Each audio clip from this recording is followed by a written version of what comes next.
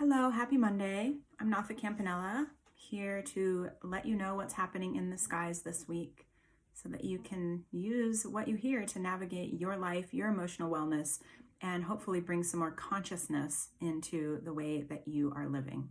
So we're talking about the week of June 29th through July 5th. I want to let you know I keep these forecasts at about 5 minutes, but I have just opened up a membership. It's called the Hidden Wisdom Membership, where I go into full detail on these forecasts. So they're 20 or 30 minutes long. It's also a place where you can register for live calls with me so that if you have questions about how the current astrology is actually impacting your life, you're really feeling it, and you need some astrological guidance, you can sign up for that class. There's also a lot of really interesting information in there, whether you're wanting to learn more astrology, whether you're wanting to learn more about how to personally grow, how to manage your life as it's happening, your spiritual, emotional awakening. So I encourage you to check that out. The doors do close on June 29th and they won't open again until the fall. So there is a bit of a time crunch on that. You can find information on that in my bio or on my website, nathacampanella.com. So there are a number of things happening this week. And I keep saying that every week is a big week, and that is just how it is right now. And we know that to be true by looking around what's happening in the world. And, you know, whether it's happening in small ways or really huge ways, we are shifting.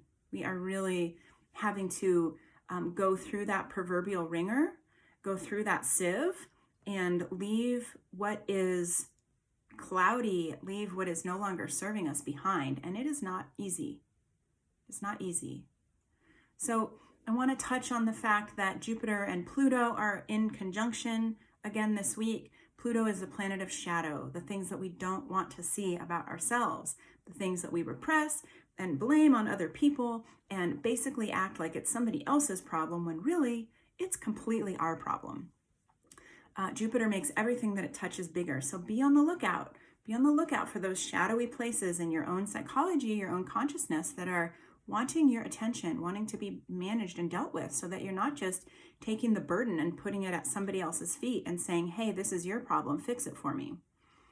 We also have Mars having just moved into the sign of Aries. It will be in Aries for the next 6 months until January.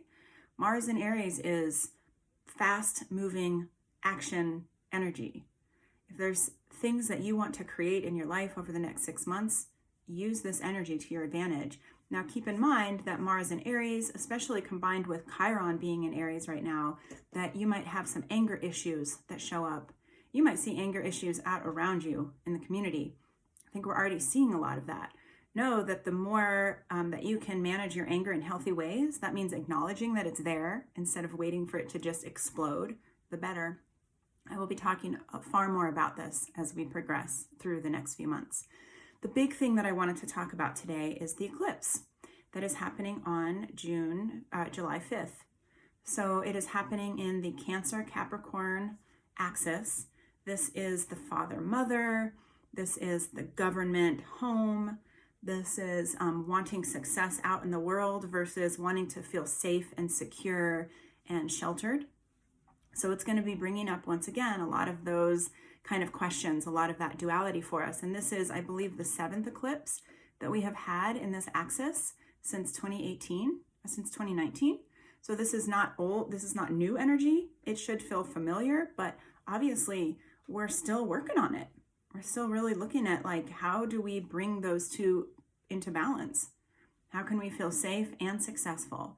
How can we balance our mother-father internal energies?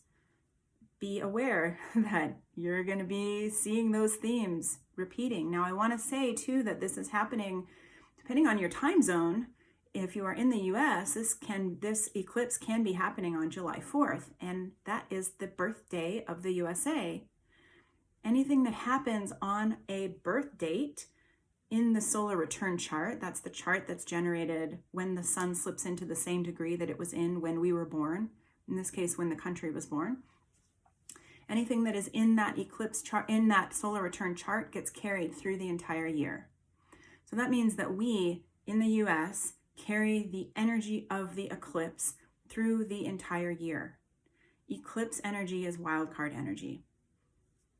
We never know what's going to happen. Now, this is the third of 3 eclipses this summer.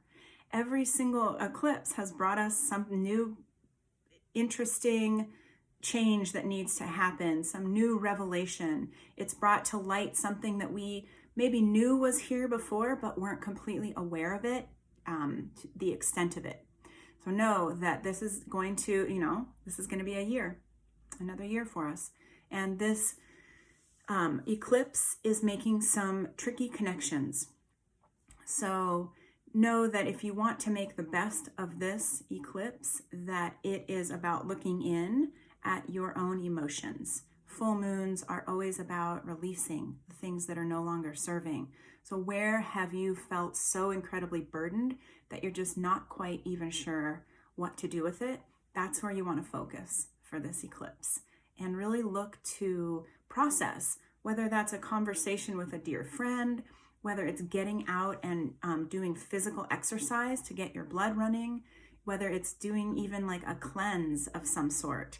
These are all really valuable things. The idea is to drop some of the old baggage so that we can move forward with more freedom.